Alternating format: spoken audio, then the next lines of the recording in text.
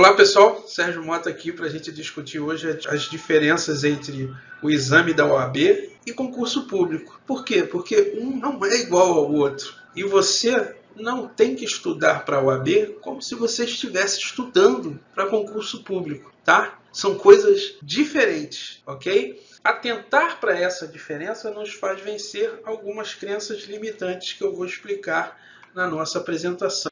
Olha só, são 4 as diferenças básicas entre concurso público e exame de suficiência lá. 1. O concurso público possui vagas limitadas pelo edital e ampla concorrência, tá? Concurso público é esporádico, tá, pessoal? A frequência deles varia de um para outro. Nós temos concursos na área fiscal, concursos jurídicos, concursos na área de gestão. Então, você não pode estudar para o exame da OAB como se você estivesse estudando para concurso, porque isso te trará ansiedade e vai dificultar o seu caminho para a sua aprovação. 2. O critério utilizado é a classificação crescente e a meritocracia no concurso público. Então, se nós temos 80 vagas, serão os 80 primeiros colocados, de acordo com a meritocracia na realização da prova. 3. Em regra, quanto mais assuntos e quanto mais tempo você estudar para concurso público, maior é a sua chance de ser aprovado. Lógico, né, pessoal? Em regra, né, tirando aquelas pessoas excepcionais, muito inteligentes, que são, eu garanto, são 1, 2 ou 3, no máximo. O resto é hora bunda cadeira, ou seja, muito estudo e muito esforço para conseguir galgar uma vaga. Isso no concurso público, tá? E quarta característica do concurso público é a menor frequência. Existem concursos que o intervalo entre eles vai a 5, 10 anos, tá bom? Então isso não acontece, por exemplo, no exame de suficiência, ok? No exame de suficiência não há vagas previstas. Por quê? Porque ele está medindo a suficiência do conhecimento durante a realização do curso de graduação, do respectivo curso de graduação. Logo, quem está estudando, pessoal, não é seu concorrente, tá? Você não pode ver quem está estudando para a OAB como seu concorrente. Muitas vezes eu verificava na faculdade que as pessoas não gostavam de falar que iam prestar exames, o exame da ordem, né, com medo de serem julgadas caso não conseguissem a aprovação, e aí não se ajudavam, não formavam grupos, e isso, eu estranhava isso, né, já que o exame de suficiência não é um concurso público, né? Não há classificação, há apenas meritocracia. A lei estipulou uma média e o aluno, a partir dessa média, né, o estudante, o examinando, a partir dessa média, vai ser considerado aprovado para exercer a profissão. Tá ok? 3. Os assuntos e tempo de estudo já fazem parte do cotidiano do examinando.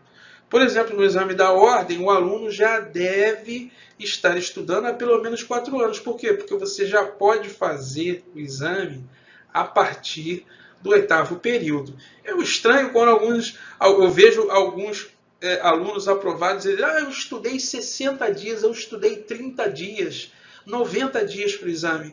Não é uma realidade, né, pessoal? Por quê? Porque para você fazer o exame da OAB, estar apto a ser aprovado, né, no exame da ordem, você deve estar no mínimo no 8º período. Ou seja, você deve ter cursado o 8º período. Ou seja, você deve estar no mínimo há 4 anos na faculdade estudando direito. E detalhe, quem está estudando direito vai estudar direito depois de aprovado na prova da ordem. Por quê? Porque o direito é dinâmico, as leis mudam e você vai ter que continuar estudando.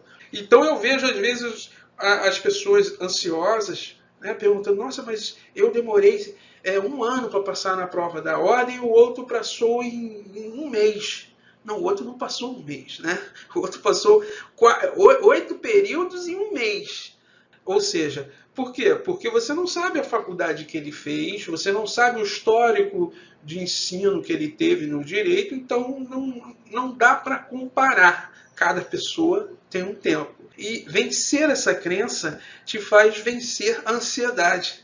né? E fazer uma prova com mais tranquilidade. Ah lá, 4. Possui editais frequentes no ano e o examinando pode realizar o exame quantas vezes quiser. Pessoal, eu não vejo por que o aluno tem tanta pressa de ser aprovado no exame quanto antes, já que nós temos 3 exames por ano e o intuito do exame é nivelar os advogados, o exercício da advocacia no Brasil, de tal forma que seja prestado um serviço de excelência. Agora, quando o candidato percebe isso, ele vai fazer o seu exame com mais tranquilidade, ok? Olha só, o examinando não precisa estudar para o exame da OAB como se estivesse em um concurso público, tá? Cuidado, tem muitos cursos, mas muito, pessoal, que vendem e abordam o exame de suficiência da ordem como se fosse um concurso. E preparam materiais como se fossem concurso. Olha lá, vendem infinitos materiais em PDF, videoaula, e acham que o examinando deve fazer 5 anos de faculdade em 90 dias.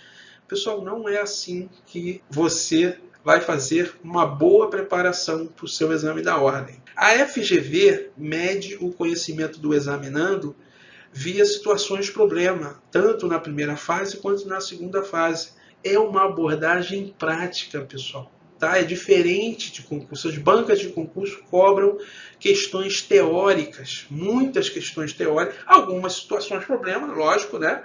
Mas a grande maioria da abordagem das bancas examinadoras de concurso público é via questões teóricas, o que se difere totalmente da OAB. Tá? Logo, você não pode estudar, por exemplo, você não vai estudar para a OAB pegando uma questão da FCC, da Fundação Carlos Chagas, que é uma fundação que faz concursos públicos pelo Brasil. Por quê? Porque não tem nada a ver a cobrança de questões. Então, isso deve ser levado em consideração na sua preparação. Por fim, olha só, são 4 os pilares na preparação do exame da ordem. Aqui eu coloquei, o modo como o aluno cursou a graduação em Direito, isso diferencia os examinandos na hora da preparação. Sim, isso leva a você aprender o seguinte: você não pode se comparar. Cada pessoa tem o seu tempo de aprendizado, cada pessoa tem a sua história, desde lá da alfabetização até o final da graduação, então não dá para comparar. Dependendo de como vem a história, professor, eu fiz uma faculdade, mas eu levei o meu curso nas coxas. Então você vai ter que ter um outro tipo de preparação, você vai ter que correr atrás do tempo perdido. E aí, mas o que não quer dizer que você não possa ser aprovado também, né? No menor tempo possível, dentro do seu contexto. 2, leitura da lei seca, pessoal. Eu vejo aí o pessoal estudando por livros universitários para a prova da ordem, livros universitários. A única coisa que você pode fazer é consultar determinado assunto. Mesmo assim, se você tem uma dúvida conceitual muito grande, tá? Porque quase 70% das questões da prova da ordem são baseadas na lei seca. Você precisa ter esse dado, tá? Na sua preparação. A resolução de questões de exames anteriores. Você tem que estar ambientado a resolver questões que abordam situações problema. A resolver questões que mostram como que o direito é exercido na prática, que é o que a FGV faz. E faz com maestria, tá? Tanto é que o maior índice de reprovação é na primeira fase. E isso demonstra a falta de preparação dos examinandos para a prova da ordem.